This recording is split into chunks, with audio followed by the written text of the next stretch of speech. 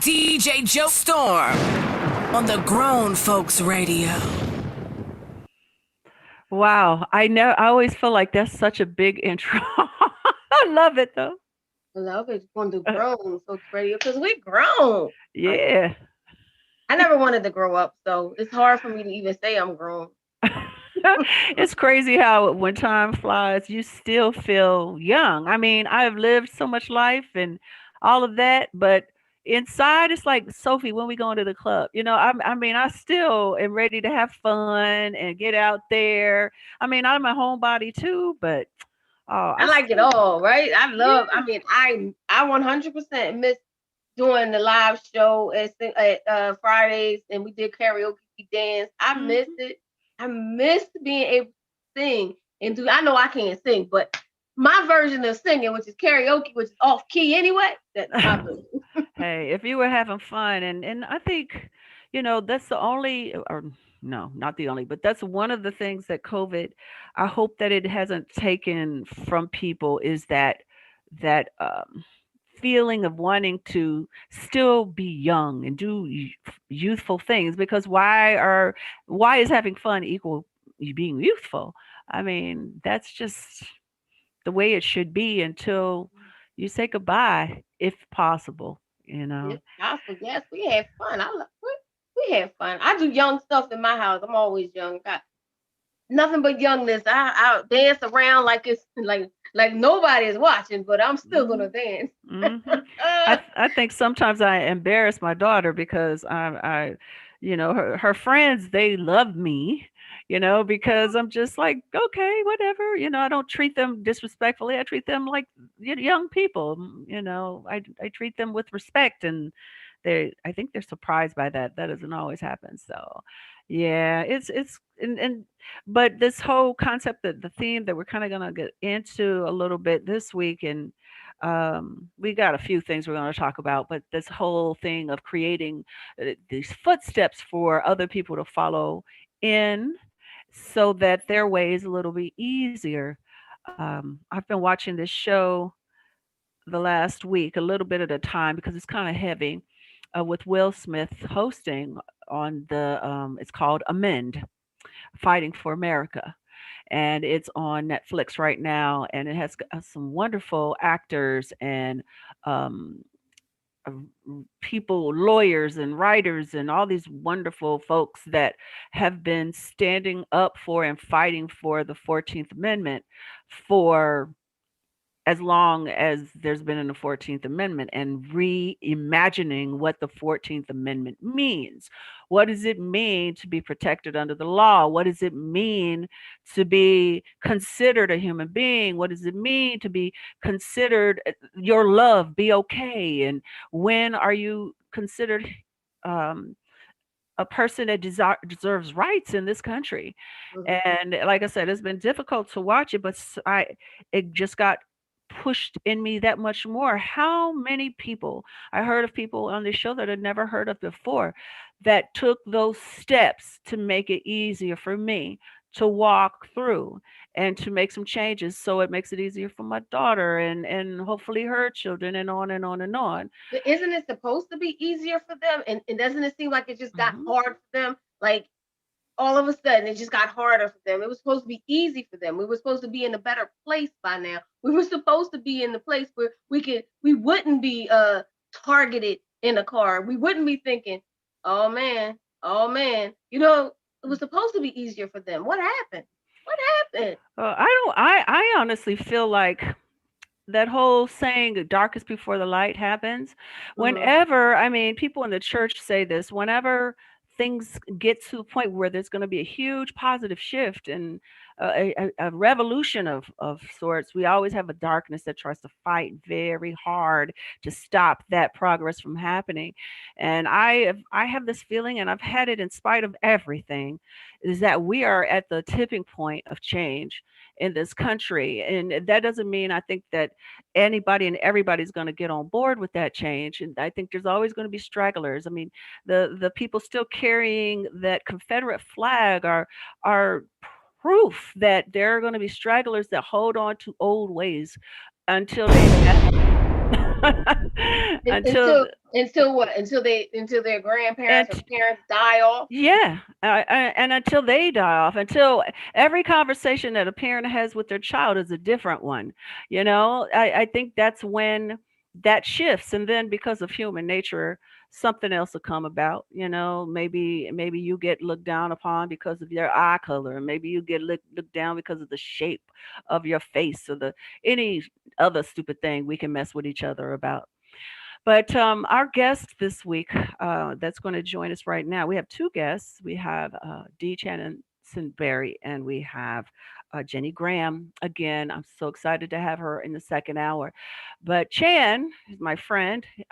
He has been working, trying to give us all footprints for a very long time. Here, footsteps. He's been opening the way for us to have conversations and to heal people of colors Mhm. specifically.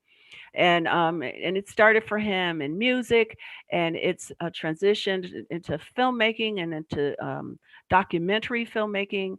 And he has really made a shift and change in our communities. And I love him very much. He's a great friend of mine. So please, let's welcome the Channsin Berry.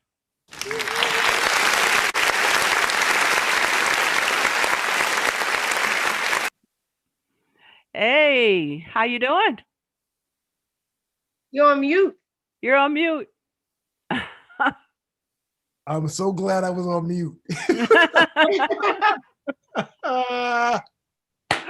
Okay, do we need to know why? I was listening to this song I'm thinking about for my new film I'm working on. It's called. It was one of my favorite groups, the Stylistics. Mm-hmm. The song is called "Mine on Mine." I love this song. I was just. Oh, you were grooving. Oh, Okay. you're grooving, yes. All right, all right. I like this one.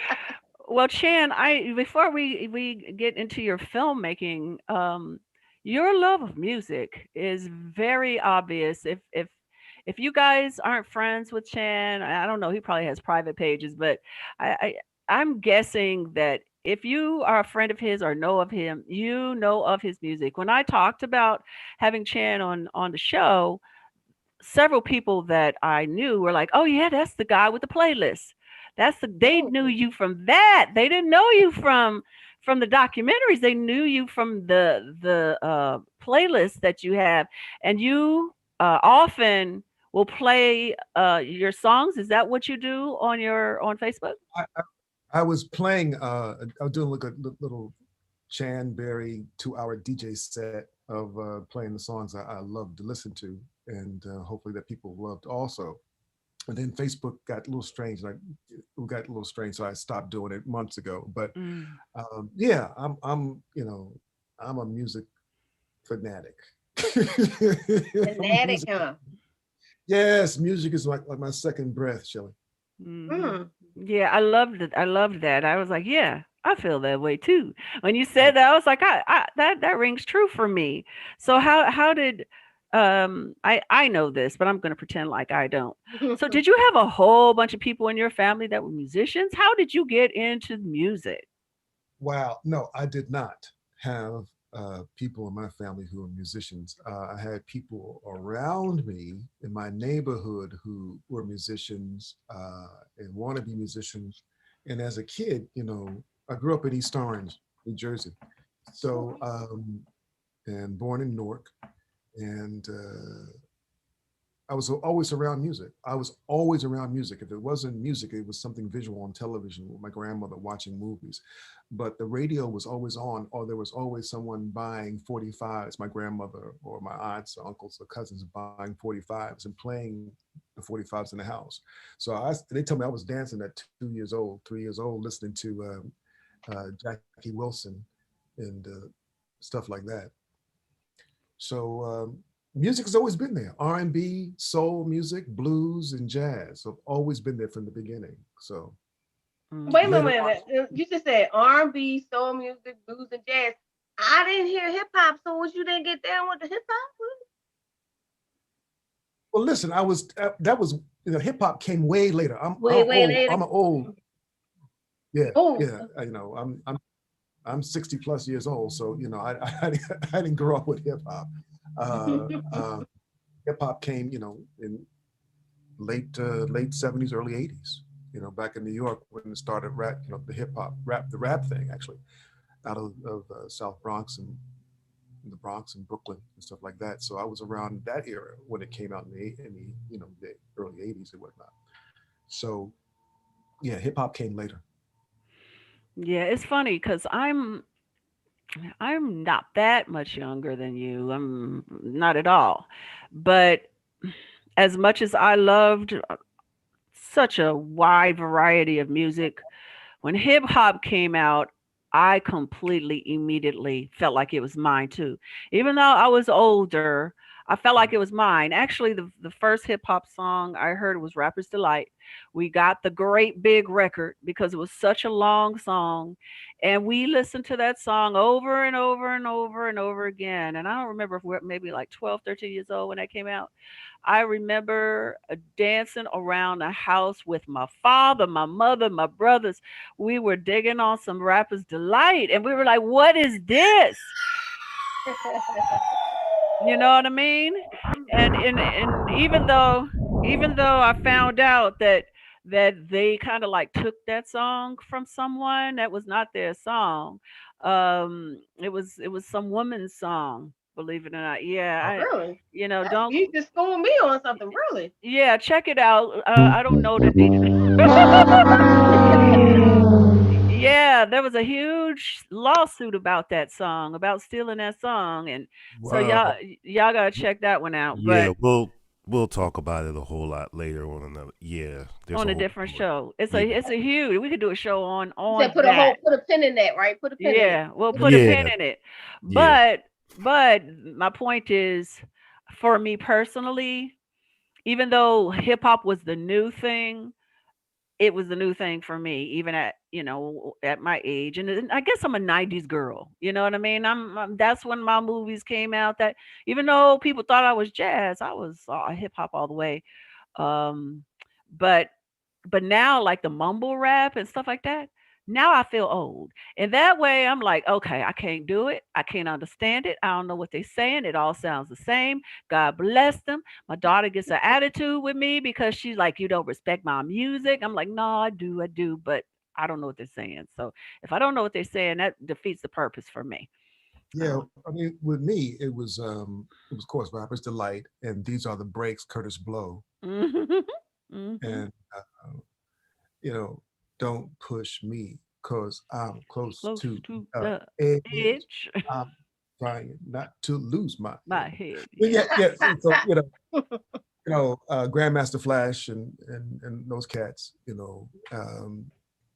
so I was around at that time, and when Todd was there doing his thing, and Houdini and um, everybody at that point, But Joe Steele, it wasn't even called hip hop yet at that point, right? It was just rap, Who's right? rap? It was rap, rap, rap, right? rap Yeah. was rap for people scratching on people's consoles in Hmm. people's living rooms.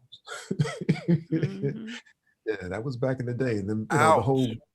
He just the stepped whole on my toes. right. And carrying around big boxes, playing tapes, big radios on people's shoulders and blasting them throughout the neighborhood. Yeah. It amazes me how really so many iconic moments in our history have happened between in my lifetime. In the 60s all the way to now, so many big changes, big changes in our world have occurred that, would you have thought back in the 70s that people in Europe and people in Asia and all over the world would love us and love our music and try to dress like us and sing like us and rap like that? I mean, they didn't even know who we were, or they just thought we were thieves and crooks and all kind of stuff. They viewed Black Americans in a very derogatory way. I remember when I did this movie, I think I mentioned it before. It was called originally The Black Rose of Harlem. and they could not sell it outside of the United States because of the word black. They could not sell the movie, so they came up with an alternative title for most markets called Machine Gun Blues. Now that's okay. People want to buy that movie, Machine Gun Blues, but they're not interested in a Black Rose of Harlem. So we've shifted and evolved a whole lot in spite of the way things look. Well, Um, you know what, sweetie? That's not the outside's fault. right. The imaging is not about the black people outside. America started that foolishness. Mhm. Um, they said that, and I was working for a major studio when I first moved to California, when I first moved to LA. When I left New Jersey, New York, then I moved to Oakland. From Oakland, I moved to LA, and I worked for a studio. I'm not going to name the studio, but they're major, and I learned a lot.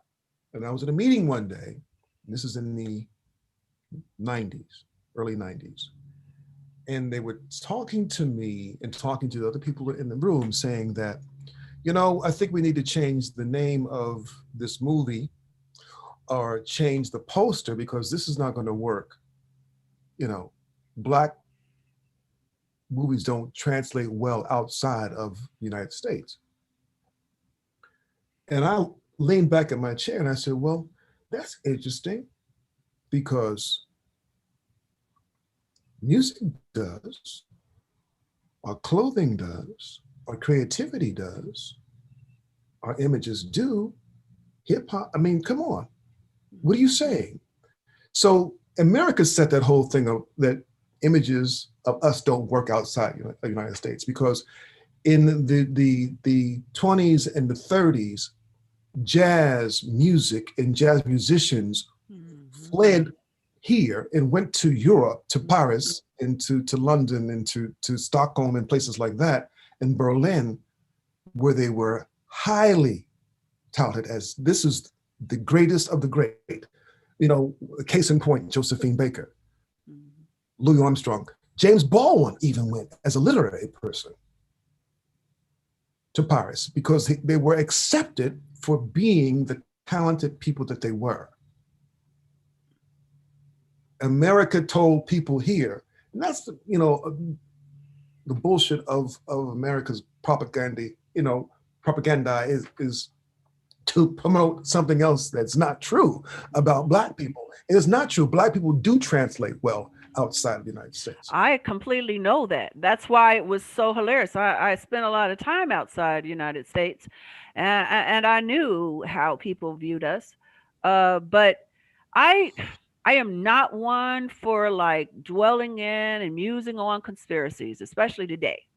But I always thought that it was a very conscious effort on those in positions of power in the entertainment world to keep us in our place. And the way they did that was by making those proclamations. That's why so many, television shows would get shut down after a certain amount of time, no matter that the numbers were high, and um, movies wouldn't be shown unless there was a white lead, and they are still doing that.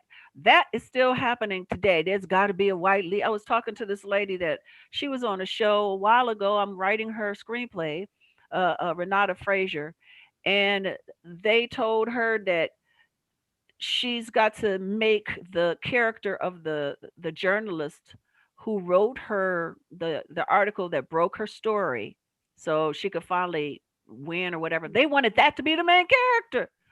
And the script she sent me, I'm like, girl, I know her more than I know you. How did she become the focus of the story? Because she was white. And they were pushing Renata Frazier to make the Renata Frazier about somebody white. So they wanted it to be about the It was journalist. The journalist did all this. Like the journalist broke this story. The journalist did this. So basically, it's like right. So we're seeing this whole backstory of the journalist that means nothing to the story. I mean, I'm sure her life is interesting, but the screenplay, I got to know the journalist more than I got to know the namesake of the film because Harvey they told her that that's the only way to get the thing made. Harvey Weinstein, the famous Harvey Weinstein, told me, "Hey, if you want to get this movie made, change the characters. Great story, but change the character. Make the main character white." I've heard that from Harvey Weinstein. I've heard it from other people. Um, Look at The Help, the movie The Help. Mm-hmm. They had Ron Howard's daughter take the lead on that. But it was about Viola's character. Oh, sure. Mm-hmm. But in order to, so anyway, Get the audience, like as if no one would want to see a movie about these strong, beautiful women that put up with so much and kept on keeping their heads up and changing things. That's they, but it's such a perpetuated lie. a good It's a story is lie. a good story is a good story regardless who's playing the lead. Mm-hmm. Mm-hmm.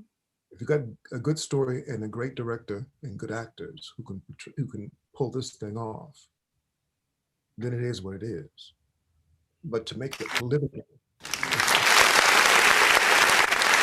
They go political and they go marketing. They feel like it's more of the marketing. Oh, I want to make more money, so I believe this. The other face is marketable. That's more marketable. but you know what, Shelley, they're protecting white people. Yes, that's the controversy I'm talking about. They're protecting white folk. Mm-hmm. AI, just for just a moment. Yes, sir. I'm going to come from a musical standpoint. They've been doing that to us and all of us, people, melanated folks, for decades. The album covers, they would not put the pictures of black artists on the album cover. And to go movie wise, if you think of the movie The Five Heartbeats, where they wouldn't put their picture on the album cover, and I made that reference because that was actually loosely based off of a real group. I forget the name of the group. Help me out, brother. The Dells. The Dells, right. So that was, these things actually did happen, and to a point they still do it with music. Mm-hmm. So I want to continue on, and this can transition us into talking about one of Chan's more well-known documentaries. He's done many, and I've said this to you guys before, but I'd like him to come on for several shows because all of his documentaries have very, very interesting and important subject matters that I think we could fly with on this show. But before that, should we take our break now, DJ Kid Disco? Yeah. All right, let's pay some bills. It's the PPC Radio Show, hosted by Cynda Williams and co-hosted by Shelly Williams. Music all night long. DJ Joe Storm on the Grown Folks Radio. Grown Folks Radio. WGFB-FM Radio. So are you ready? Yeah. How it used to be. Something for everyone. 24/7, 365. After these messages, we'll be right back. For the health and safety of our guests and team members, we're here for you. All right. Malik was watching, and he's from the Newark area, so he was shouting out Newark, and that's where you both are from. He said Newark in the house. He lived on Milford Avenue. Are you familiar? Were you near there, Ken? I know where Milford Avenue is. I lived on South 12th Street, right off of Central Avenue. And then we moved East Orange. East Orange. So did you live near where Cicely Tyson had her performing arts school? Yes, I went to East Orange High School. I went to East Orange High School, where they changed the name many years ago. I grew up in East Orange. It was Dionne Warwick, Cissy Houston, Whitney Houston, Slave. There was a bunch of people that came out of East Orange, Newark area. Sir Vaughn. Lots of people came out of that. So I came out of all of that. So were you friends with them? Were you all in the same era? No. Dionne Warwick is like a big sister to me. Whitney and I were friends. I was friends with her brother Gary for a minute. I knew Gary. I knew Sissy well at that time growing up. I watched Whitney Nippy grow up from playing in the park to her becoming this icon to her death. Yeah, but Dionne was the pinnacle of success that we all wanted to reach, because she's the one that really made it. And then, later on in years, of course, after I had grown up and I was an adult, Whitney grew up and she became Whitney Houston, of course, the icon. But yeah, the group Slave, Kevin, Steve Washington, the fearless leader, came out of East Orange. And yeah, a lot of good. And like I said, several. Orange had a lot. I didn't even realize. I mean, you hear about it. I didn't realize so many, and you never think about it. You don't hear it. You don't hear East Orange that often any longer. You know what I mean? Yeah. 30 seconds. Yeah. 30 seconds, y'all.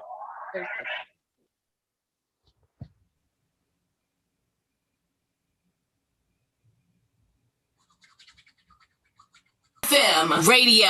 So are you ready? Yeah. How it used to be. Something for everyone. 24/7, 365. Yo, what's good? This is Tracy Lee, and you already know I gets down with the get down, man. Grown Folks Radio all day. Hi, everybody. This is Cynda Williams, and I am the co-host of the Melanated Morning Show and the host of the PPC Radio Show. And you are listening to Grown Folks Radio. It's the PPC Radio Show. Hosted by Cynda Williams and co-hosted by Shelly Williams. Music by All Night Long. DJ Joe Storm on the Grown Folks Radio.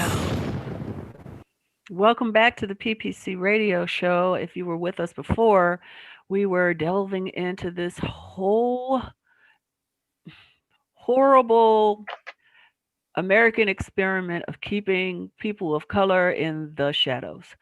Talking about how they perpetuated this lie that people would want to see our images, and they would always need white leads, and et cetera, et cetera. And like I said, I don't believe that was ever true. I think they just were, like Chance said, protecting the dominance of Caucasian people. But that penetrated more than just those things. It also penetrated our psyches, right? And on that documentary I was watching in Mend, they were talking about that whole thing when the scientists were trying to prove about this whole image thing. They would show the babies, 4 or 5 year olds, 2 dolls, a black doll and a white doll, and they would say, which one is the bad one? And it'll always be the black. Which one is the nice one? It will be the white one. Which one is the stupid one? It will be the black one. And this, children of every race, all were in agreement that the black baby doll was stupid and ugly and bad and this and that and the other. And that is part of the way how they finally showed, with a lot of boycotting and marching and beatings and time in jails and and deaths, that they were going against that whole we the people are equal. And you get into that whole concept of demonizing a race of people because of the color of the skin in your movie Dark Girls. Can you tell us how you came to wanting to make this movie? Um, there's two parts. There's Dark Girls 1, which actor Bill Duke and I did together, which came out of 2011, 2012, something like that, and premiered on OWN, and we took it around the country as on a film tour, and we did a bunch of cities. Matter of fact, we did New York, the Apollo in New York, and we did Chicago and every place else. And so in the middle of making that movie, I kept thinking to myself that we've missed something. So years later, Bill and I split. Bill goes on to go back to acting, and I continue on with my documentary career. And I had done, since that time, 2 more documentaries. And I got to thinking about the thing that was missing from part 1 in Dark Girls 1. So I came up with Dark Girls 2. And the part that was missing for me was, what could healing look like for sisters who were going through this colorism thing? What does healing look like? We never addressed that in part 1. So in part 2, I wanted to address that. And that's what part 2 is all about. What the possibilities of healing could look like for sisters, dark and light in complexion. So I went through looking at myself first as a dark-skinned man who had issues as a dark-skinned little boy growing up. That left some scars on me as an adult, saying that, or feeling that I was never good enough, looking to be worthy of love, to have a girlfriend, or to be worthy of being called handsome, that sort of thing, or even being smart. That didn't happen to me. I was the opposite. I was the third one, or the last one chosen when it came to dating and that sort of thing. So it did a lot on my self-esteem, but that also was the fuel and the fire that I needed to get through and to make Dark Girls 1 and 2, because I knew what it felt like to be dark and be, ostracized and be talked about and be called ugly and not handsome and not whatever. So Black women, dark-skinned women and light-skinned women were still going through this thing years later, after I became okay in who I was and what I looked like, regardless of what people said about me. But this thing for sisters was what kept going on. Dark-skinned sisters were still being pushed to the side. Light-skinned sisters were still dealing with 2 things: being criticized and physically abused by dark-skinned sisters, but also light-skinned sisters were dealing with the fact that they were dealing with the question like, what are you? Which is a pressing question that could stress you out for the rest of your life. Answering the question like, what are you? I'm Black. I'm Black. Mm-hmm. Regardless, I'm Black. And, so when people kept asking me, well, who had it worse, dark skin or light skin? To me, I'm saying pain is pain. I've always said that. Pain is pain. When I always talk about the dark-skinned sisters beating up the light-skinned girls in the bathroom or after school. Just have to fight their way home because of their complexion and because of their hair. Had to be damaging. There was anger on both sides. There's anger on both sides, and it didn't start because of Black people. It started because of some. When I say some, just some. I didn't say all white people, some white people. By saying that the lighter you were in terms of being closer to whiteness or Europeanness, and you were treated differently because we were mixed. But the thing of this, the whole colorism thing in America starts because of rape of the African woman coming across, or starting on the shores of Africa in the slave dungeons on the coast of Ghana. Babies were born and tossed overboard on the Middle Passage. And the ones that were pregnated and that made it through, some of them got to American shores or shores of Brazil or shores of the Caribbean and were able to live, but be put to the side because they were lighter than the other slave. You were impregnated by the slave master or by one of the guys on the ship were either Dutch, French, British, or Portuguese. That's how it started. It started because of rape. That's how it started. And obviously, everybody has their own experience with this people of color.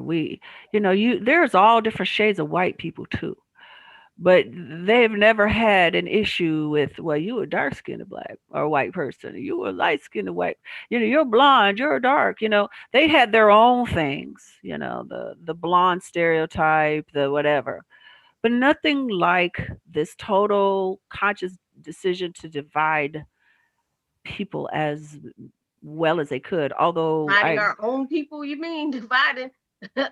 Yeah, dividing us. Mhm. On purpose. We ended up following in their footsteps, but it started with a very conscious effort to keep us divided. Although I agree with the rape that started at rape. And then somebody came up with a good idea. Okay, well, let's put the light skins in the house and let them think they're better than the dark skin, and there's working in the fields, and that was all conscious. We got to divide these people. They cannot be together. There's too many of them. We got to divide them some way. Oh, what better way than the color of their skin? The Black image is an extremely powerful image. And behind that image is spirituality, power, intellect, and kingdomship. What people must understand is that the captured slave, the slaves that became captured from Africa, they took the best, the brightest, the most healthiest, the smartest, the most physically fit men and women that they could find. Why would you take the weakest when they know they couldn't do the job or make the journey? So you took the best of the best, the brightest and the smartest, the most attractive, biggest, healthiest people, and put them on those ships and transported those people, the ones who were able to make it, to foreign lands that were stolen.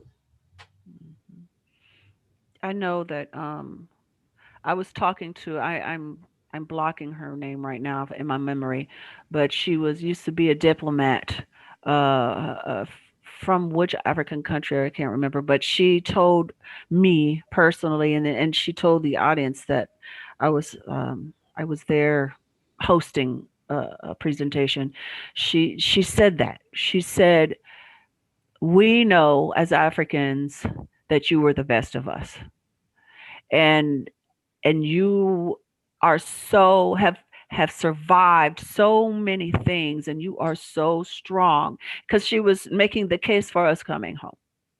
At least to come home and have ownership, because things economically are changing in Africa, and they're finally uniting, and the countries are uniting, and they're slowly but surely getting rid of all the colonizers and the claws that the colonizers have in them in their economical structures. They're finally getting fixing that. And she's like, we want you to come home, if not to live forever, but to just be an owner, because this is your home for real. This is your home. And I felt guilt from the ancestors kind of thing, because some of the black tribal leaders were a part of this whole thing also. So it's a very complicated history that we have with our motherland, Africa, our brothers and sisters there, and then amongst each other here. You know, Cynda, this is what I believe. I believe the Europeans came in to Africa who don't speak the language, of course, and did trade with the African and said, finally, some way in some type of language, they said, I want him for this. I'll trade you him for this. Mm-hmm. And since they had never had this before, they said, okay, we'll trade him. But in the mind of the African is that when they had tribal wars, mm-hmm. and they took over another tribe, they won, and indentured servitude happened. That means that you became my slave for a period of time. Mm-hmm. You worked it off, and then you went back. You were sent back. Mm-hmm. Well, I believe that some of the tribes believe that if we give this to you, you'll come back after your servitude is, mm-hmm. and that didn't happen. Nope, because here we are. Yeah. Here we are. They were tricked.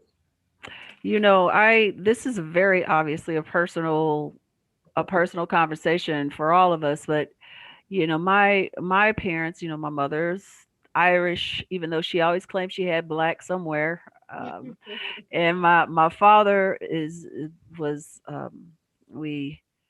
we had a lot of Nigerian and primarily Nigerian, and I can't remember, but anyway, my aunts and uncles that I was extremely close to were so mistreated. I mean, they very thick lips, very wide noses, very, very dark skin, shape, the African woman's shape that my aunts had, the men, the bucks, what they call the bucks, that's them.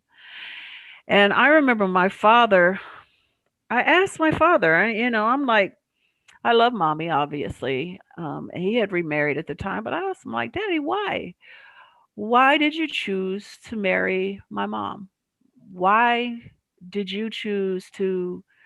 I mean, I'm glad you did, because here I am, and all of us are here, and we are fortunate, and then we understand who we are and our identity because of the way you taught us. But as a black woman, I don't understand why you didn't marry a black woman. And my father told me black women treated him worse than anybody. Black women treated him horribly because of the way he looked, because he was so dark. And then he had the issue of not being anywhere for a long enough time because he was a preacher's kid. So they moved all the time. They were in a Methodist church. So we went from one community to another to a community. I can't remember how many times they moved before they finally settled in Muncie, Indiana.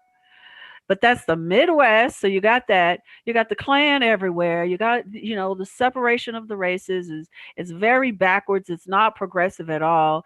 And then you got this whole brown bag mentality. If you're darker than a brown paper bag, then you're ugly, and you're not as promising in your career. You're probably stupid and lazy. That is what they perpetuated. And my brothers, my uncles and aunts and my father, they were brilliant, super smart people, wonderful grasp of the English language. They never used slang. They never, because they grew up in an educated household, but yet the people couldn't get beyond the skin and their facial features. And my father said, white women are who accepted me. White women, my experience were, for the most part, white women liked the way I looked. You know what? Not to cut you off, but your father has a great point, because I understand that. Mm-hmm. That was my road also, is that,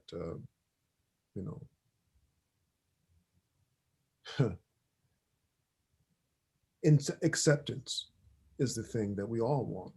Everybody on the planet wants two things: to be loved and be respected.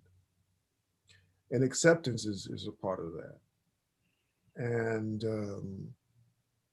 when you're denied by one and your self-esteem is low, the first person that comes and shows you love, that's where you go. Mm-hmm. That's where you go.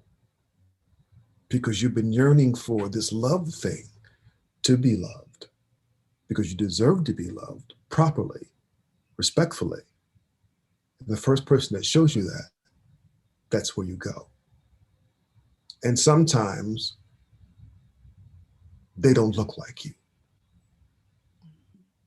Shelly, what's your experience with this? I think my experience is different.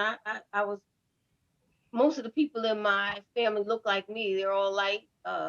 They all had the hair. They were all look like me, and they were all. I think I might have been the different one. I was a little bit darker, had a little bit of the kinkier hair, but it was more so I was trying to be accepted on the lighter side. I'm trying to be accepted in that, when they say what's in you, I'm coming up with things that's in me. Well, I got the Irish in me because, slave days. So I'm trying to come up with things to say, what's in me. I'm trying to come up with those things. So I didn't realize that I was counterproductive to being a Black person until like junior high. Because I'm thinking, I just want to be light. I want to be light with my light family. But my dad he wasn't in my family. He wasn't in my life. So because he was a darker man, I didn't want to be with dark people because I was mad at him. So I instantly was like, I want a lighter man, and I want to be with lighter people because this man here hurt me. This man, he doesn't want to be in my life. He doesn't like me. So I didn't want to be with dark. He had a big old nose. And I was like, oh, you gave me my nose. It's your fault. I'm blaming him for everything that makes me Black. Now I appreciate it. Believe me, this is his childhood. Please don't blame me now. But this was my childhood. I was thinking, I don't want to be anything near dark because that man was dark. He hurt me. He didn't want me. And he just I feel like he made the uglier part to me, which is my nose. And I just felt I gravitated towards light, light-skinned men, light-skinned people until I got to junior high. Only until I got to junior high. But then I realized what being Black was all about. Then I did a little more research. Then I understood. Then I wasn't trying to say, oh, I got Indian in my family. That was something we said, like it was some badge of honor. And it was like, why am I saying that? I didn't realize till later, why am I saying this? I got Indian in my family. We come from Irish. No, Irish meaning that slave man raped my great grandmother. And I'm talking about this Irish in my family when they're the ones that I'm light skinned because of that. I'm not light skinned because it was like a white woman laid down with a white man and they were in love and made a baby. No, I'm light skinned because of slavery. I'm light skinned because my ancestors were raped. So I had the opposite of the issues. My grandmother looked very, very, very white, and she would be mad if you called her white, but she clearly looked white. I mean, it's like you're looking at her, she clearly looked white. So we were always battling that whole thing. She'd really be mad. It was almost like, I am black, but woman, you really do look white. I mean, your hair is down your butt, your hair, and I always wanted to be like that. That was before. Now I just buy it to be like that. But yeah, but it's funny. My daughter still Chicago's one of the slowest cities in the country to come to evolution, really, especially when it comes to the black people, white. It's completely segregated. It still is. I mean, literally, if you go to certain parts of the South Side, certain parts of the West Side, nobody looks like me. They're very, very dark because they stay in the neighborhoods. They don't move, and everybody stays where they are. They don't go anywhere. They stay where they are for the most part. And I if somebody called me, I hated half breed, all those kind of things. I literally would fight. I fought all the time. I was a fighter, and I would fight all the time. And I despised, like Chan was saying, what are you? I hated that. I hated that. I'm black. What are you talking about? What am I? Well, your mama, yes, my mom is white, but in this country, I'm black. I truly do have Irish. My mom loved my dad. I have Irish in me. I do have Indian in me and all of this kind of stuff, but I am black because it's an identity. It's not about the genetics. It's a cultural identity. And so for me, I was never confused about that. My daughter, all those years later, I had my daughter when I was 36. So I'm pretty old compared, to her. And so still we go back to Illinois so she can be raised around my family, and she's still having the same argument I was having 40, 50 years ago. What are you? What are you? And she would get so angry because she has two black parents, and she just happened to come out with blue eyes and blonde hair. And her eyes have turned green and it's a little darker when it's short, but she still has that. What are you? And people having arguments with her about her ethnicity. No, you're Mexican. She doesn't even look Mexican. If she's any kind of Spanish thing, she's maybe from Spain. But she unlike me, I can look Puerto Rican, Colombian, Turkish, Egyptian, anything. Eastern Indian, they think I am. I can be, but she doesn't look like anything. She just looks like her. She just looks like her. She doesn't look like a specific ethnicity, but she is black through and through, and very proud of it. Got good white friends, loves her family, but she knows who she is. And so it's this cultural identity that has gotten into me. That's just how I was raised.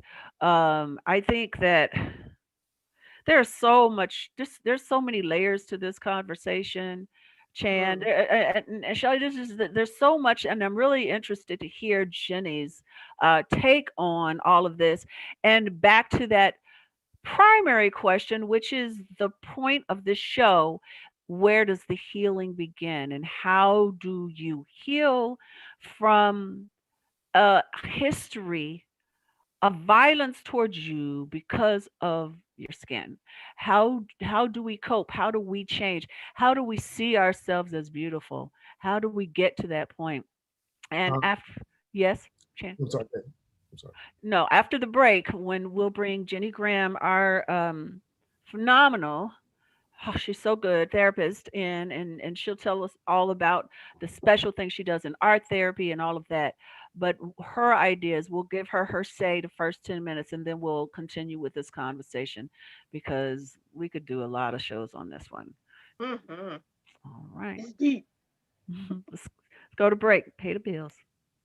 It's the PPC Radio Show, hosted by Cynda Williams and co-hosted by Shelly Williams. Music by All Night Long.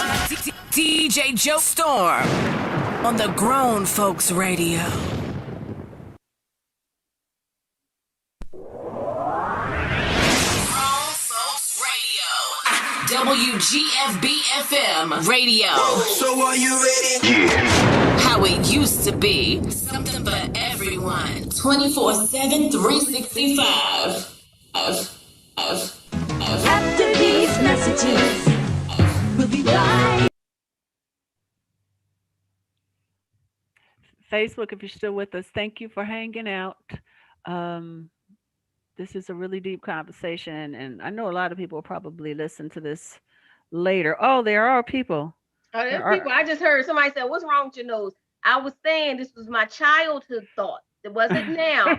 I believe my nose is beautiful. I believe I have forgiven my father. Our healing has begun. Like me, that's I can sit back and talk to him. Like matter of fact, I've had a conversation with him within the last 2 weeks. So yeah, I forgiveness has happened. But when you were a kid, you don't know. But a kid, all you know is what you see. My uncle was married to a white woman, and everybody was there. But I love my nose. It's God given.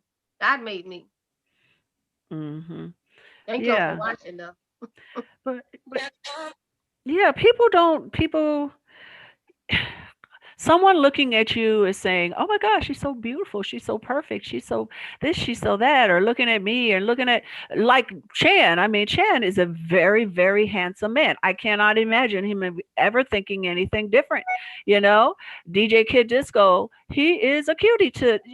We all have our own beauty, but when we experience such derogatory behavior towards us because of the way we look, when you're young, you start to think that, okay, I am ugly. I remember I wanted to be what they call a red bone. I was too dang on light. I couldn't stand it being called, "Oh, you shine like the moon. Oh, you high yellow." I hated that. Even though it was true. I'm only now, literally, when I moved back to the Midwest after living in California for 18 years and then being in Singapore, I forgot what color I was. I thought I was that nice red brown.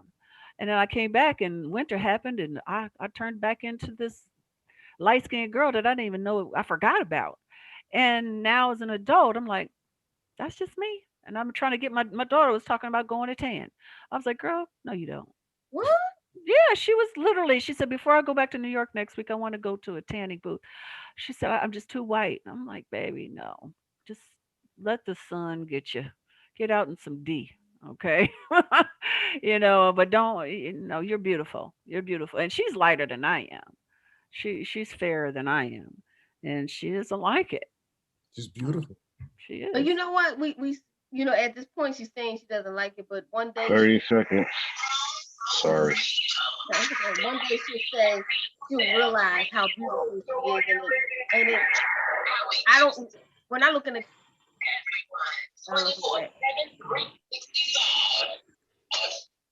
what's good? Lee, you already know I gets down with the get down, man. Grown Folks Radio all day. Hi, everybody. This is Cynda Williams, and I am the co-host of the Melanated Morning Show and the host of the PPC Radio Show. And you are listening to Grown Folks Radio. It's the PPC Radio Show. Hosted by Cynda Williams and co-hosted by Shelly Williams. All night long. DJ Joe Storm on the Grown Folks Radio. Right. Welcome back. We've been talking some really deep, but we've only touched the surface of this conversation. It goes so deep. This whole idea of perception of beauty in each other and what it means to be Black. Thank you, Chan, for being with us so far. And so now we want to introduce Jenni Graham. So we can get her perception, her point of view of this this thing that we're dealing with and how to heal. And speaking of a beautiful Black woman, there she is, everyone.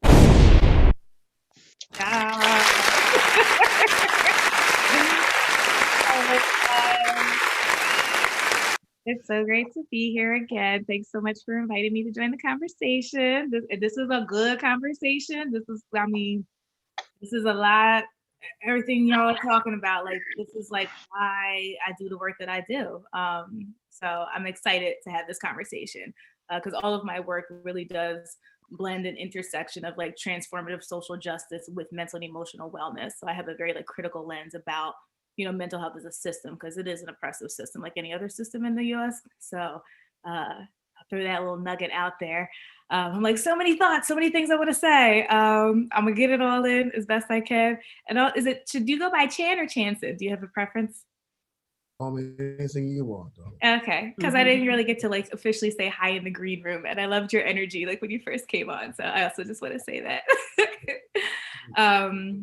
I feel like because both of y'all had shared, all of you really shared like some of like your personal experiences, and two things came to mind for me. So my grandmother is probably about your complexion, Cynda, maybe a shade darker, and it was like recent that I was like, it never in my mind did I ever think my grandma wasn't Black. Like, because like you said, it's a cultural identity. And like, I grew up in a family, ironically met my mom's, and you see like some of these little figurines back here, they're all Black. Like, I grew up in a family that always had positive imagery of Blackness around me. And we talked about that. I learned a lot sitting at the kitchen table about all of the things I would not be taught about Blackness and my strength and my beauty and resilience, and I'm gonna circle back to that in a little bit, just in terms of like the narrative that we have about being Black in America and how we're only given one narrative as if that's the only reality that we had in this country. So I'm gonna circle back to that. But yeah, like I never thought anything of that. Like it wasn't until like later in life I was thinking like, I wonder if anyone thought my grandmom and I weren't connected or related. Like, that never crossed my mind, Sorry, Mom, you got to turn that down. Sorry. Sorry. And I remember, when I was real young, I grew up in like a predominantly white suburb. And I remember when I first moved to Philly and people be like, oh, yo, the light skin John right there. And I'd be like, who they talking to? Because like no one ever called me light skin around white people, of course, it was like mind blowing. I was like, oh, I'm the light skin John.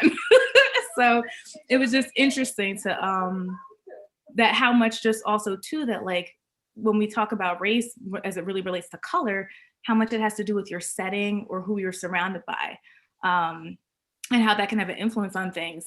And, I love what you were saying about like the Black image and how like the Black image is not like, palatable in a lot of different areas in a lot of ways. And like, I was talking to my mom about that because my mom used to be like a classical ballerina back in the day. And, she wasn't able to try out for like, the Pennsylvania ballet or for like the New York ballets. And if she was able to have that opportunity, they wanted her to lighten her skin, and she's like my complexion. So just how much people, like you said, love our culture, but don't love us. And like with the Willie, I was thinking too about the Willie Lynch letters, because I think kind of alluded to that a bit, just this idea of like, how do we create a divide within a group of people that will sustain? And it's really creating that distrust.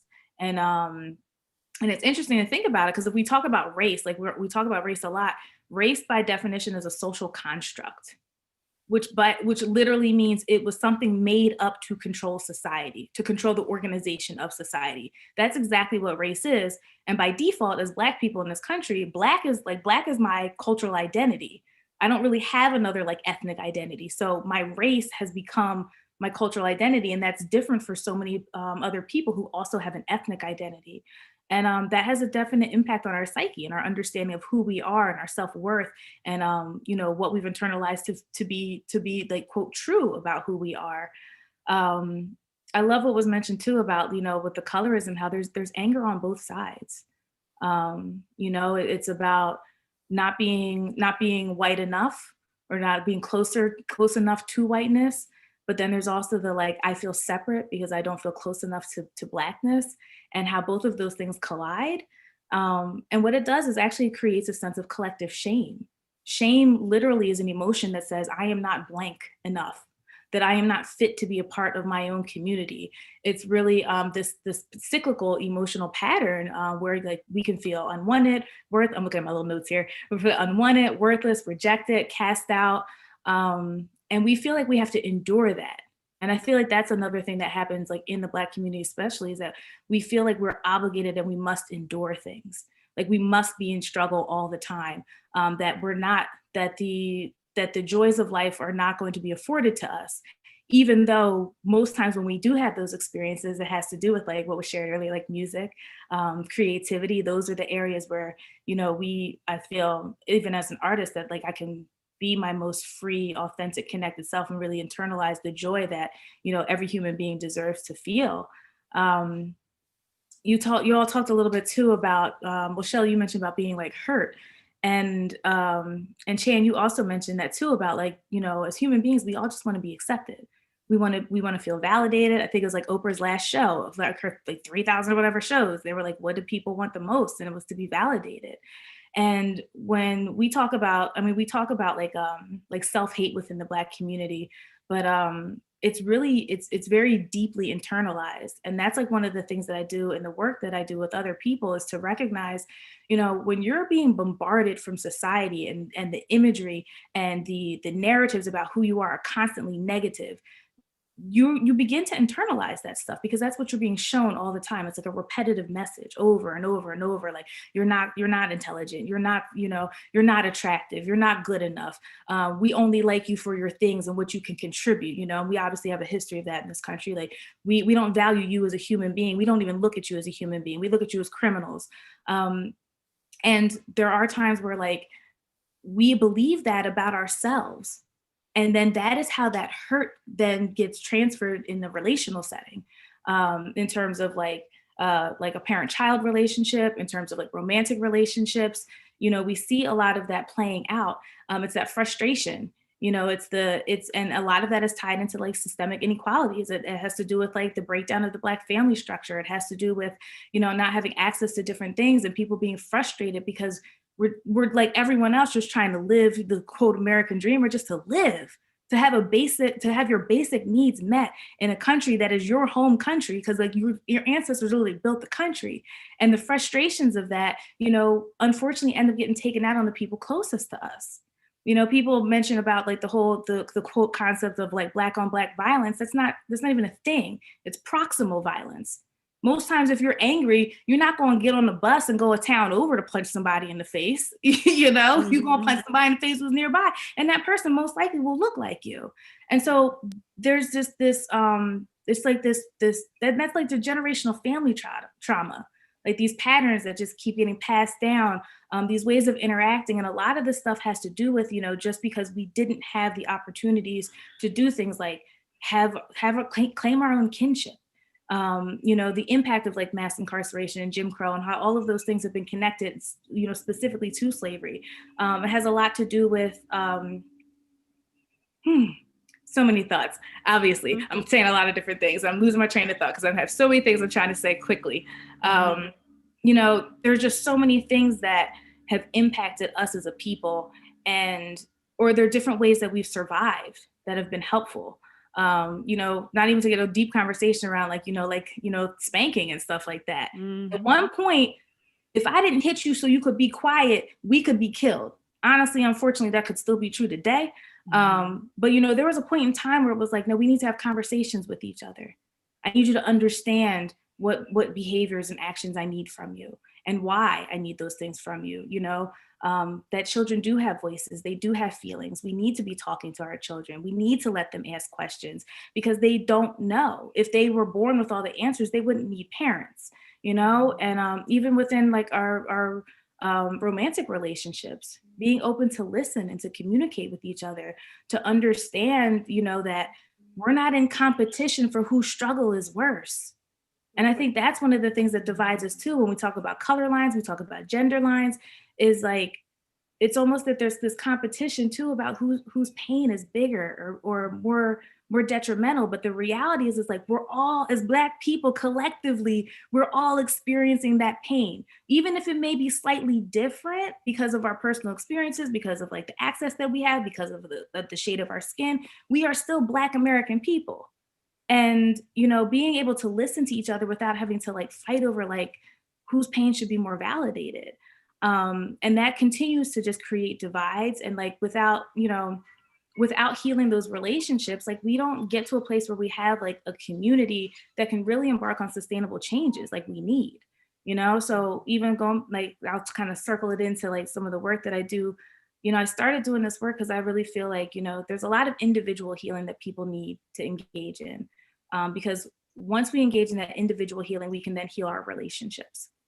And I say it from that perspective because I'm all about collective healing, but some of us have been through so much. It's hard to, if I'm on a journey of growth and healing, and I'm trying to connect with people who are not, I'm not going to be able to like thrive in the ways that are going to be most effective until I'm connecting with other people who are on that similar journey of growth and healing. And then together we can then have that ripple effect into our communities. But we need to be supported, you know, in that journey of healing with other people who are committed to that journey as well. So, you know, when individuals can heal, relationships can heal. If our relationships can heal, our families can heal. If our families can heal, our communities can heal. And so it's really like that whole like trickle out effect. And it does start with like the individual, you know, recognizing that like, that I feel hurt. And not only that do I feel hurt, do I feel pain? Like it's okay for me to feel pain. I'm a human being. When I don't acknowledge that I'm a human being who feels pain, then what am I? I'm an animal. And that's exactly what we've been taught to believe about ourselves. And we deny part of our humanness. We deny part of that when we don't connect to our feelings and acknowledge that, you know, yeah, I feel hurt by things. Because it's only in that place that we can then begin to address those things. It's only in that place where we can begin to understand, like, you know, what is it that I need to sift through and let go of? And in what areas can I feel empowered? So I talk in the work I do about empowered healing, which is different than just like getting into your trauma experiences and getting stuck there. And I actually do like to use imagery and stuff. You know, like I said, I grew up in a family that really exposed me to positive imagery, to positive narratives about Black American people. And for me to know that these weren't they weren't singular isolated incidents, even though this society would like me to believe that. This society would like me to believe that we as Black people have only been enslaved and we've done nothing else in this country. And that is not true. You know, there were free Black communities back in the 1800s with schools and not just Black Wall Street, like other places too. I know up in New York, there's like Weeksville, but like, you know, we had schools, we had like our own social services, we had our own banks. We've had places where, you know, we were thriving communities as free Black people early as like the 1800s, but we're not taught that. Because if we're not taught that, then what do I have to be proud of as a Black American person? Except for these couple of isolated folks that we talk about in February for Black History Month, right? Mm-hmm. As if those are the only people who've done amazing things. And we definitely need that, but you know, it's just shifting that narrative and taking the time to look at and internalize other imagery about who we are that empowers us. So can I ask a question? When you say imagery, that sounds like a tool. How would a person go about doing that? Yeah. So one of the tools I actually used to use when I was working with middle school students, it's actually from the Library of Congress. They have these like deck of cards, and they're like all these different like Black people from like as early as like the 16, 17, 1800s. And it's just these like little fact cards. And it has just images of these people, what they did, when they lived, what their life experiences were like. And I'll never forget, Hazel Scott was on one of those cards. And I remember this little girl who was just looking at her and she was like, wow, she's so beautiful. I didn't know Black women were beautiful like that back then. Because she'd never seen an image of a Black woman from that time frame that wasn't an enslaved woman. Even recently, I was watching this documentary, and I've been meaning to post it on my page, so I should probably post this today, Through a Lens Darkly. And it's like a documentary where you're familiar with that, Chan? Yeah. Great. They talked about the power of what does it mean for us as Black people to have power and control over what the lens captures and what that image is. Because like some of the people in the documentary were saying, like the stuff that we see on TV, you know, with all the blackface, all the minstrel and stuff, they were like, I don't know any Black people who look like that, you know? And they were like, all the Black people I know have dignity and class. And, you know, so yeah, just having the imagery, because being able to internalize that gives your subconscious new information. It begins to push back and fight against the information or the visual images that you constantly have. And just like you mentioned the doll experiment earlier, that's how powerful our subconscious is. that children have already internalized that Blackness is bad. And that's because of every image that they internalize, every message that they receive. So having to like consciously shift that, and it takes work because we have to research these things because it's not, those images are not necessarily readily available. But I definitely use that in the work that I do for us to really, have a different, what's the word I'm thinking of? Like really have like a different like psychic image, like a different set of images about who I am as a Black person. Hey, Chan, so in your research in Dark Girls too, what were some of the things that you learned from them about their healing process?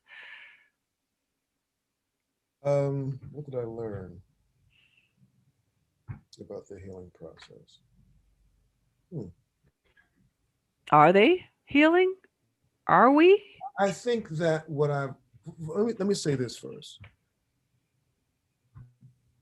What gets me up in the morning, besides God, is the spirit and intellect of people like Miss Graham. That gets me up in the morning because I know there is hope because I have faith that there are people, young people behind us who are willing to do the work that God has given them to do. And they're part of the healing process. So I wanted to say that about Ms. Graham first. Thank you. What I learned from doing Dark Girls 1 and 2, from the sisters that I interviewed, is that the process is ongoing. Until we control the narrative, until we control the images, until we control ourselves, that's when things will change. It's interesting is that we're the only people that I know of,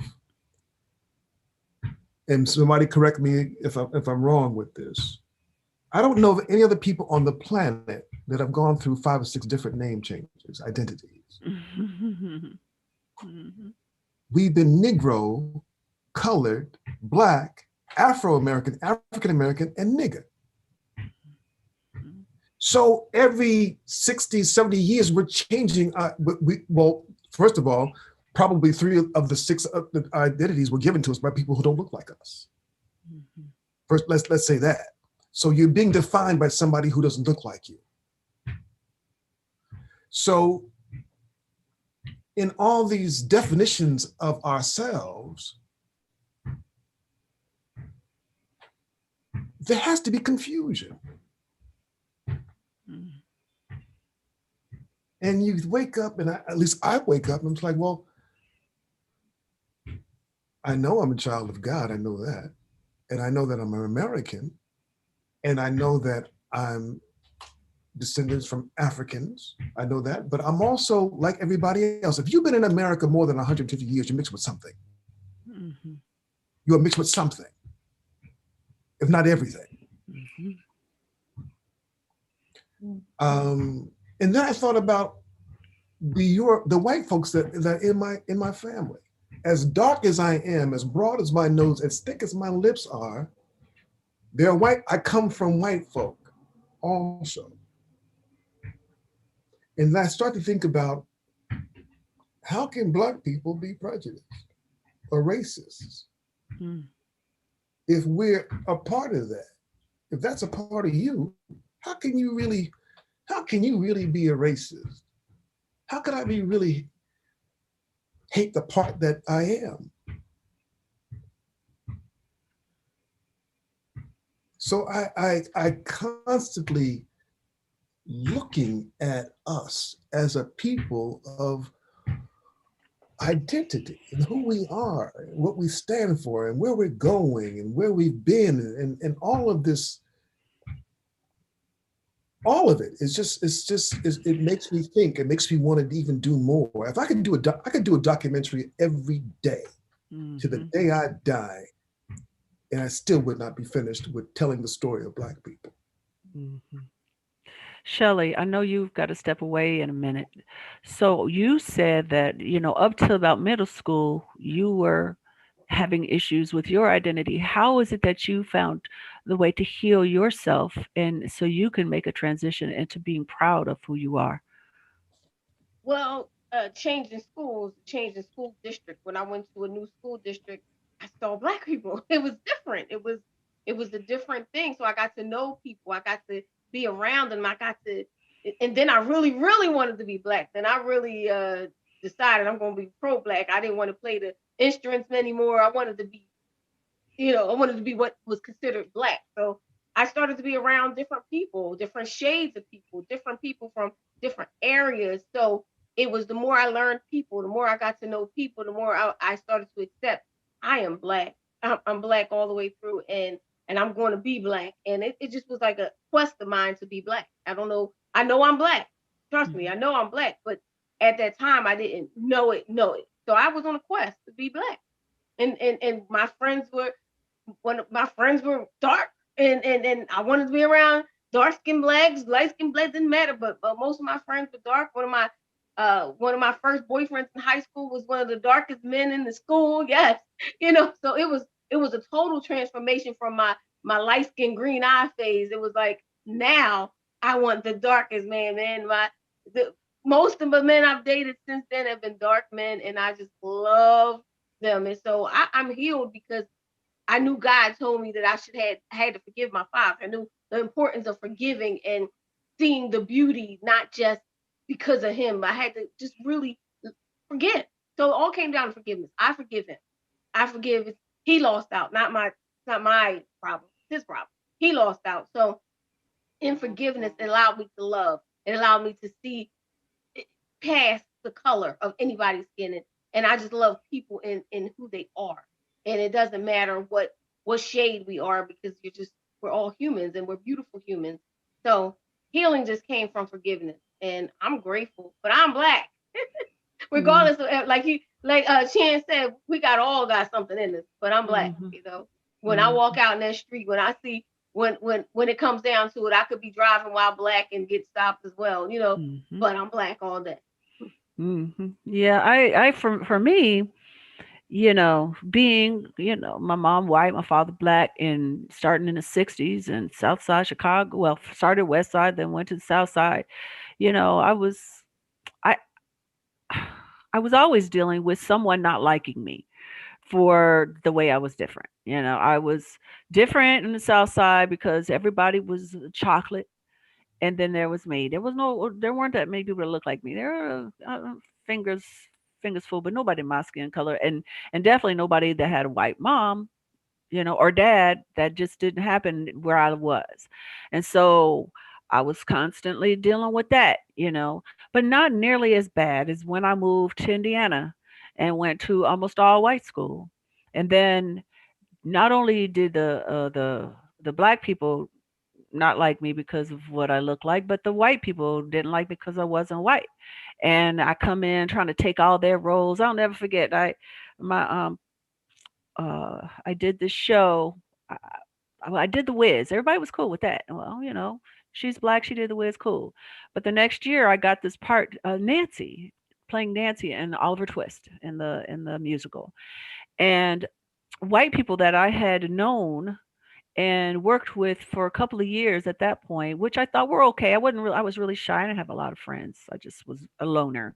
I wasn't the type to reach out and make friends. But there were these two people that I really thought were really good acquaintances of mine. They were walking ahead of me.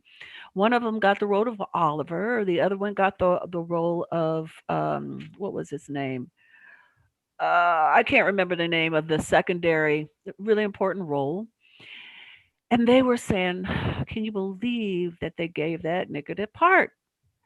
Can you believe they gave that nigger the part? A English woman? How could they do that? They're reaching too far for her. She doesn't deserve that. Do a black play, and then she can be in that.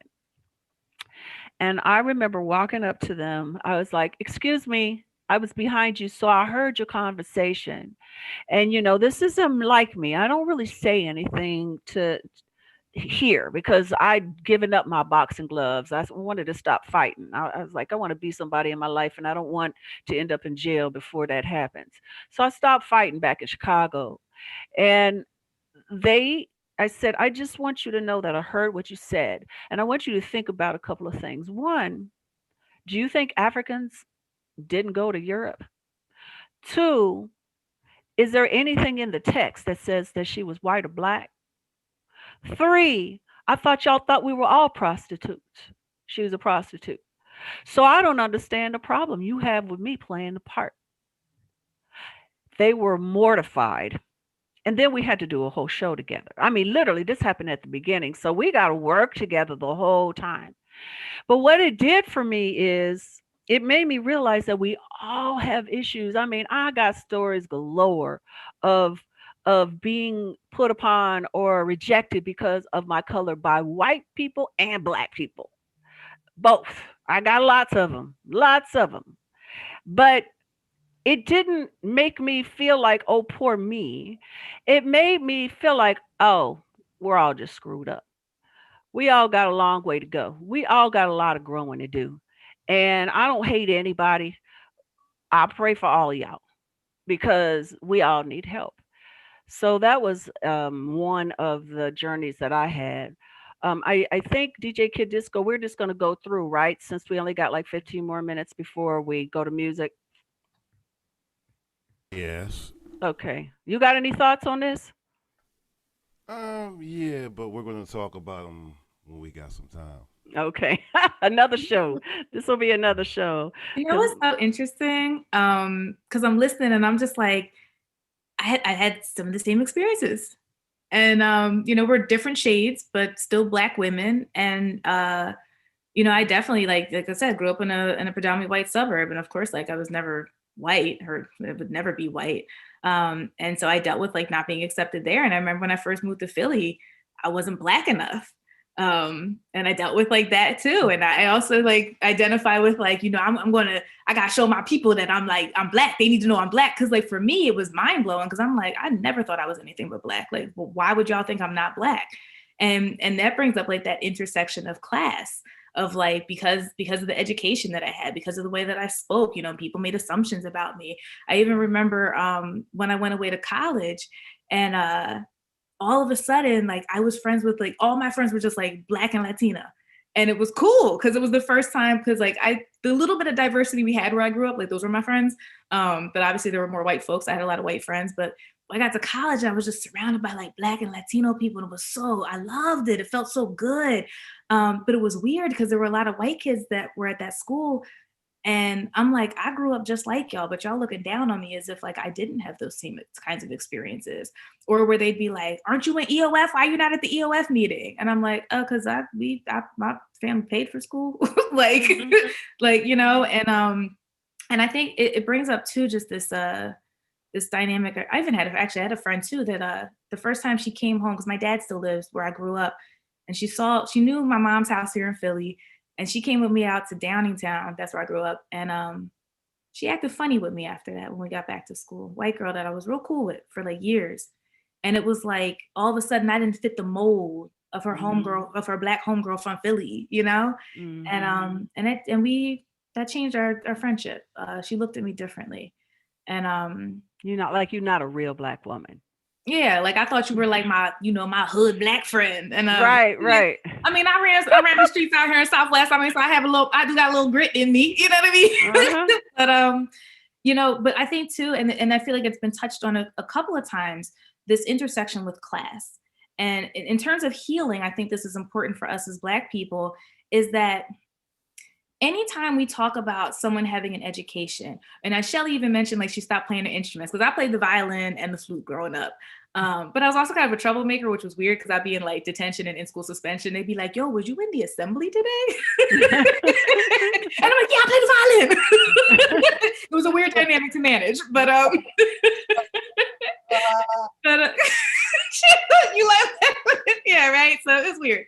But like, I think we have to get to a place too where we stop. It's one thing when we start talking about color and shade as being equated and close to whiteness, but when we talk about ideas of culture and dignity and pride, and when we're associating that with being close to whiteness, we're literally just saying that like Black people, like we ain't shit, we're not intelligent, like we don't eat healthy. We're just like actually perpetuating this idea that we are less than as people.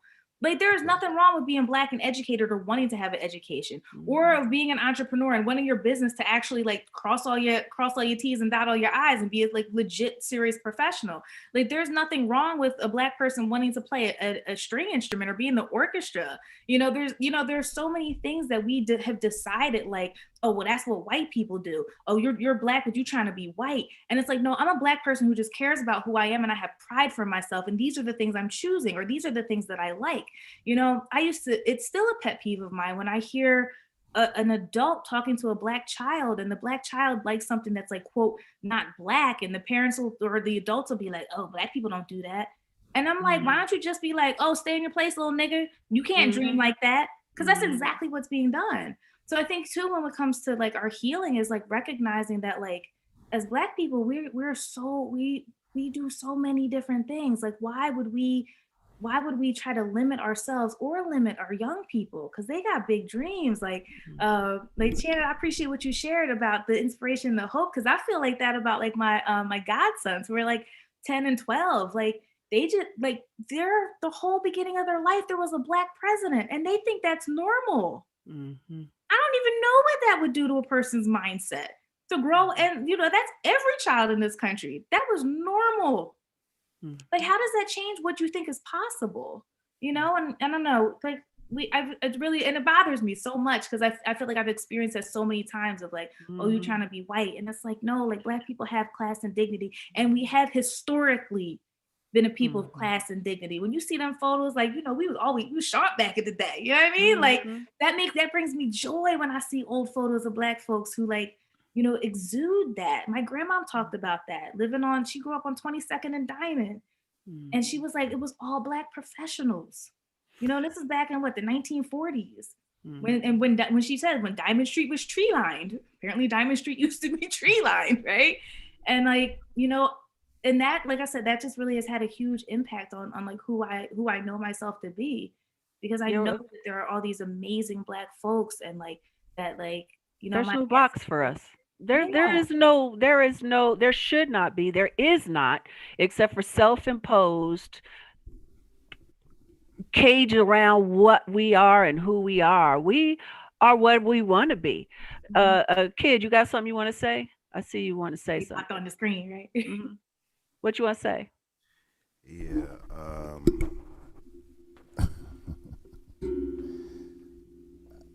I was trying to be quiet the whole time, CZ. You know me. But the melanated came right out of me.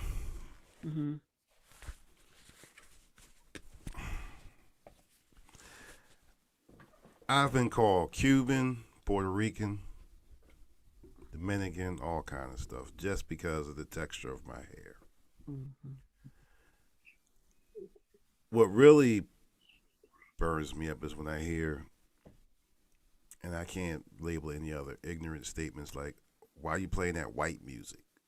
Or you're trying to talk white, or wait a minute. So, or this is the one I really don't like, when non-melanated people call themselves being condescending and say, oh, you speak well, or they're very well spoken. Yeah, it's called proper use of the English language. And it goes back to where they labeled us, as we came off the ships, they labeled us as dumb or ignorant. No, we're not. We weren't dumb. We weren't ignorant or anything of the sort. It's a different language. You take some of these non-melanated folks who said these things and put them in China or in anywhere in Asia, would you be able to speak the language? No. Does that make you dumb or ignorant or illiterate or anything of the sort? No. It just means you don't speak the language. I don't speak Spanish. But they automatically assume, like you said, that when people like Shelly, you automatically have to be mixed with something. Or you automatically have to be this, or you automatically have to be that, you know, or like you guys were saying, you know, when I would play rock and roll or whatever, black folks are listening to that. What are you talking about? Where do you think they got it? Where do you think rock and roll came from? Please educate yourselves before you try to miseducate others. Know where you're coming from. And I'm not talking about you guys on the panel. I'm talking about folks out there. See, you know how I do. I get. He calls himself the random black guy, but I think he's the random McCrudgeon. But that could be like the quote of the year. Please educate yourself before you miseducate others. Like, can you put that on a T-shirt? Like, well, you gotta understand something. We got a whole nother show going on in the morning that's 10 times more deeper than his. So. Yeah, sometimes the comments that are made are very interesting.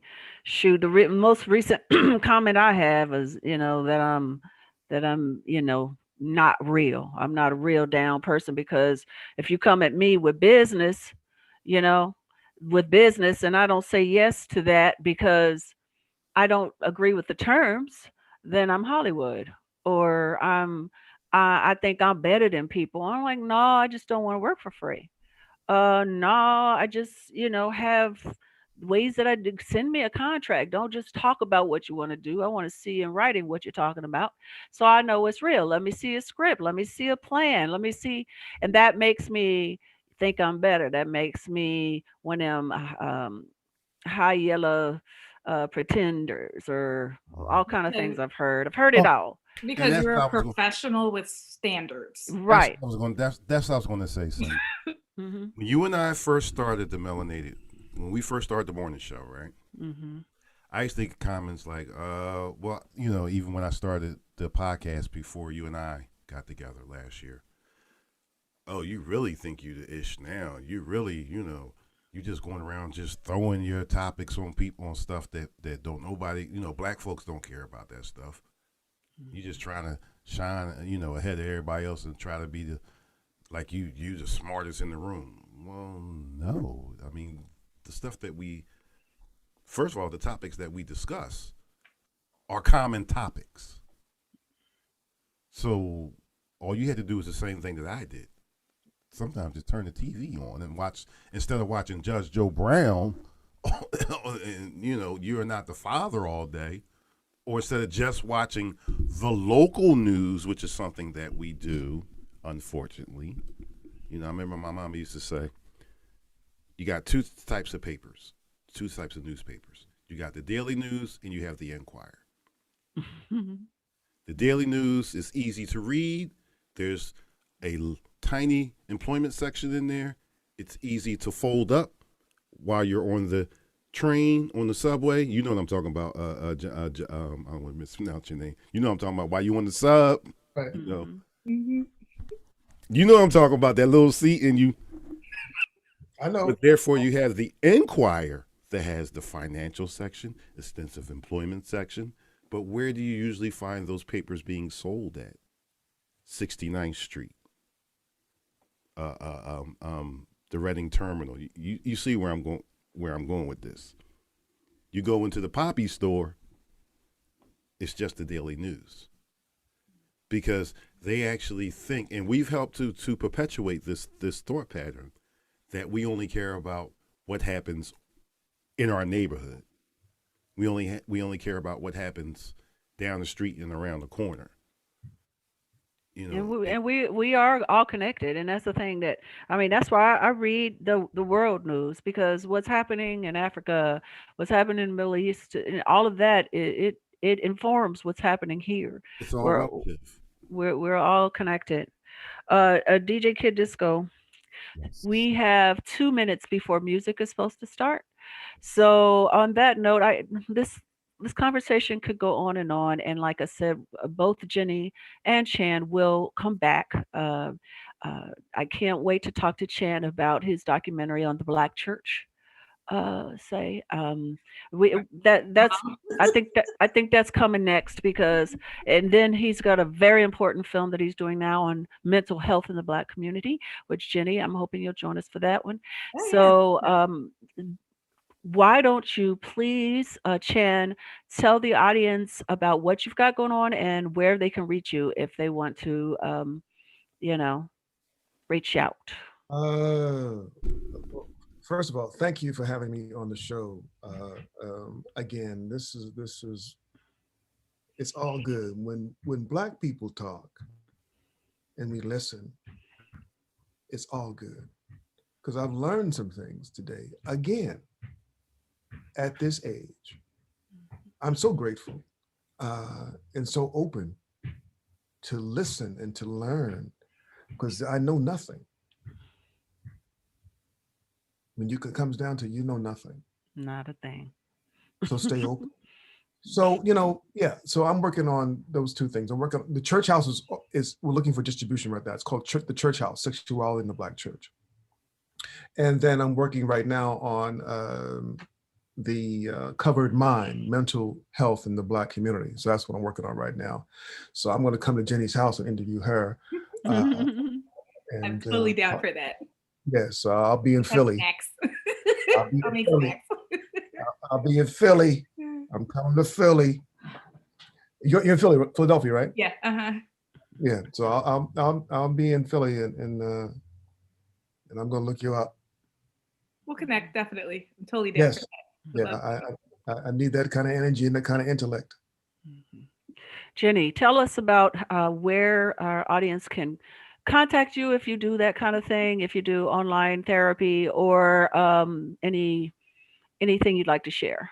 All right. Yeah. So you can check my website, which actually is going to be updated by the end of the week. I'm so excited. But it's at www.traumafreeuniversity.com. So I am the CEO of Trauma Free University. That's my own organization. We offer individual art therapy sessions, and those sessions are virtual. I also have two different programs. One is like a one-on-one 90-day breakthrough program where we look at different core goals basically and help you to figure out like what's been projected onto you and what do you need to shatter so that you can really, be your best self. And I also have a 12-month wellness program called Self Synergy 101. And all of my work really caters to people who identify as change agents who have marginalized racial and or gender identities. So people who embody change, people who are out here actively, becoming a voice for change.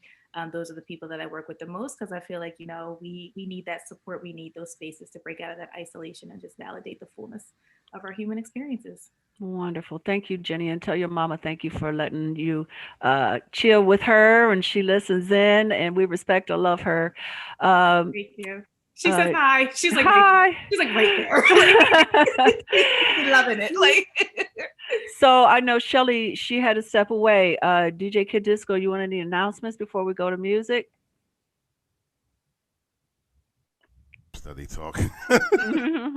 Nah, not really, because we basically covered all the church announcements this morning, didn't we? Okay. Yeah. If you weren't listening this morning, PPC podcast comes out Friday. It's called Memories Remembered with Vicky Mizell, a memory expert in helping all people to remember. And then we also have the Saturday or single on a Saturday night coming up this Saturday. If you weren't aware of that, that is with Shelly Shell, and that is a fun show, all about relationships. And then we have tomorrow, DJ Kid Disco and I will be back on the Melanated Morning Show with more hot topics, news. And tomorrow we're going to talk about slang, and we're going to talk about Beth Wagner, my bestie, is going to join us to talk about the responsibility of the media to the consumers. So, and since it's Thursday, that means that's my outlandish day, so I could put the cuss jar away on Thursdays. Not really. Anyway, no. Man, you want to have no fun. we're trying this experiment of using the English language in all its various ways, but every once in a while one slips in. But there are so many ways to express yourself. And Yeah, but cussing is fun. It damn sure is. I'm with you on that too. Get a little colorful sometimes. Yeah. And I'm so good at it. Yeah. You really are. It just comes so natural, you know. It just. I'm the best. Cool. All right. So now we got DJ Joe Storm's music mix. If you are with us on YouTube or Mixcloud, and www. What? The Grown Folks Music. What? What? We may have an issue. Oh no. What's the issue? Well,